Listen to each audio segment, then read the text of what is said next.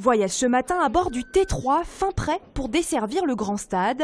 Le Citral présentait son plan de desserte pour les soirs de match. 33 000 spectateurs seront acheminés par le biais de cette ligne de tramway, ainsi que des bus, depuis différents points de l'agglomération. Il y a 3 navettes de tramway spécifiques directes qui sont mises en place, donc entre Pardieu, Villette Sud, le stade, Vaux-en-Velin-la-Soie et le stade, et Mézieux-Panette et le stade. Donc c'est 3 navettes tramway directes qui n'auront pas d'arrêt, qui viendront desservir le parvis nord du stade. À côté de ça, on a 2 navettes bus à partir du parking d'Eurexpo et du parking des Panettes, qui seront également directes et qui amèneront les spectateurs au stade.